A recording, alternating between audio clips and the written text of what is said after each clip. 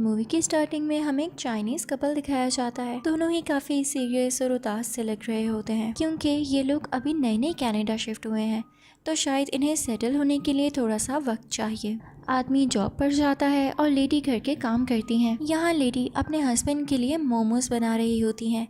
ये एक Chinese dish है जिसे बाओ भी कहा जाता है। ये इस मूवी के मेन कैरेक्टर का भी नाम है। अब यहाँ पर ये लेडी बाओ बनाकर यानी मोमोज बनाकर अपने हस्बैंड के सामने लाती हैं। वो ऑफिस से लेट हो रहे होते हैं तो जल्दी से कुछ बाउस खा के चले जाते हैं। और अब जब थकी हुई लेडी वो बाओ यानी मोमो खाने लगती है तो एकदम उसे कुछ फील होता है और वो उसी वक्त उसको खाने से रोक लेती है। जब वो लेडी बाओ को अपने मुंह से बाहर थूकती है तो वो एक कटोरी में जाके गिरता है, यानी एक किस्म की बास्केट में जिसमें वो खाना लाई थी। उसमें तो जैसे जान आ जाती है। उसके छोटे छोटे हाथ और पाँव निकल आते हैं और वो रोने लगता है बिल्कुल छोटे बच्चों की तरह। लेकिन साथ ही वो खुश हो जाता है जैसे वो उस लेडी को अपनी माँ मानने लगा हो और उसके फेस के साथ अपना फेस रब करने लगता है जैसे छोटे बच्चे अपनी माओ के साथ करते हैं। इस लेडी के भी कोई बच्चे नहीं होते तो वो इस पाव को यानी एक मोमो को अपना बेटा बना लेती है। वो बिल्कुल इसके साथ इसी तरह रहने लगती है जैसे कोई अपने बच्चों के साथ रहता है।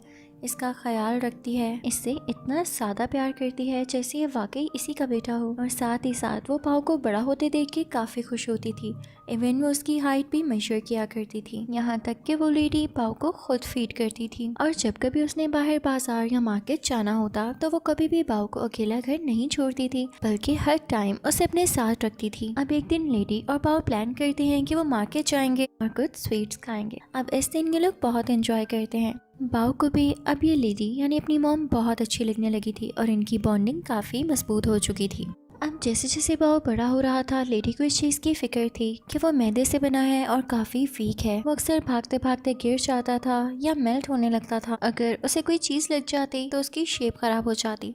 इसलिए वो लेडी कोशिश करती थी कि वो हर टाइम उसके साथ ही रहे और हमेशा उसको ठीक करती रहती थी। इसलिए वो बाओ से कहती थी कि वो उसके साथ एक्सरसाइज भी करे और योगा करने भी जाए ताकि वो अपनी शेप में रहे। पर एक दिन योगा करते हुए कुछ बच्चे फुटबॉल खेल रहे होते हैं। बाओ भी उनके साथ खेलने की कोशिश करता है और जब उनके साथ जाता है तो उसे ही फुटबॉल लग जाता है और उसकी शेप ख़राब हो जाती है।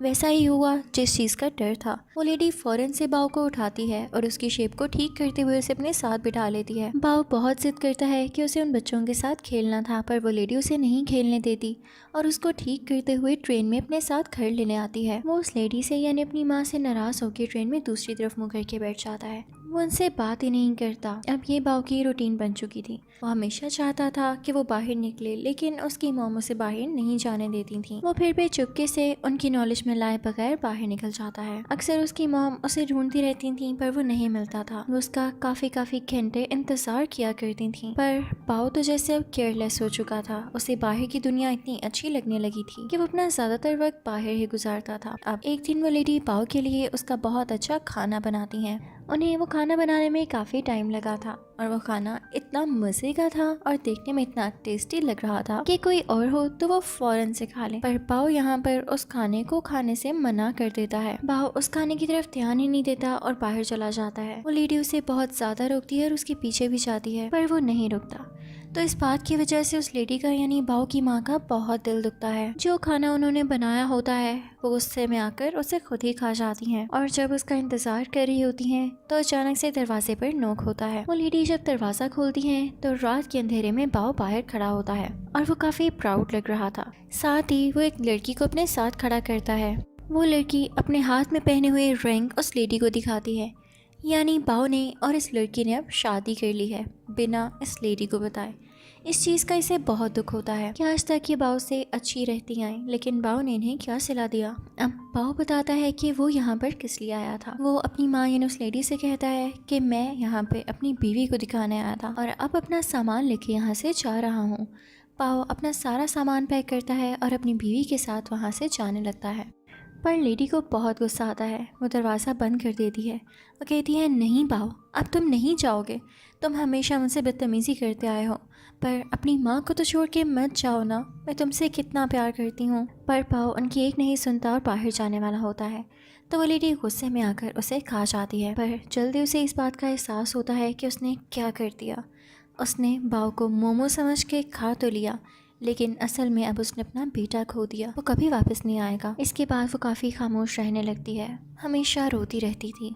इवन उसके हस्बैंड भी जब उससे पूछते कि तुम्हें क्या हुआ है तो वो कुछ न कह पाती। फिर एक दिन हम देखते हैं कि लेडी सोई हुई है कि तभी उसके सामने दोबारा से बाव आ जाता है। क्योंकि वो सोकर उठी थी तो वो ठीक से देख नहीं पा रही थी, और जब वो अपनी आंखों को रब करती हैं तो उनके सामने एक इंसान होता है जो कि साय में बाव जैसा ही लग रहा था। यहाँ मूवी में हम पर रिवील होता है कि इन्हीं का बेटा है, जो कि काफ़ी अरसे पहले, काफ़ी साल पहले इन दोनों को छोड़ के चला गया था, और अब जब उसे एहसास हुआ तो अपने माँ बाप से माफ़ी मांगने आया है। उस लड़के के फादर उसे अपनी माँ के कमरे में धक्का देते हैं कि जाओ माँ से माफ़ी मांगो। अब वो माँ के पास जाके बैठ तो जाता है, लेकिन वो लेडी उससे बात नहीं करना चाह रही थी, तो वो दूसरी तरफ मुड़ के लेट जाती हैं और पता चलता है कि जो बाव था वो सिर्फ इनकी इमेजिनेशन थी, क्योंकि अपने बेटे को बहुत मिस किया करती थी और इसी वजह से हर वक्त इतना उदास रहती थी। वो लड़का अपनी मदर के साथ एक बॉक्स रखता है जिसमें उनकी फेवरेट डिश थी। ये वही डिश थी जो कभी एक बार इसकी माँ ने इसे बस में ऑफर की थी, पर इसने खाने से इनकार कर दिया था। पर अब ये अपनी माँ को देते हुए कहता है कि मैं आपके लिए लाया हूँ और मैं माफी मांगता हूँ कि मैं आपको छोड़कर चला गया। बस मैं समझता था कि शायद हमारी बॉन्डिंग अच्छी नहीं है। लेडी का ये सुनकर दिल मेल्ट हो जाता है और वो अपने बेटे को प्यार करने लगती है। उसका लाया हुआ खाना उसके साथ मिलकर खाती है। यहाँ पे ये दोनों बहुत ही ज्यादा इमोशनल मोमेंट शेयर करते हैं और साथ साथ अपना पसंदीदा खाना खा रहे होते हैं।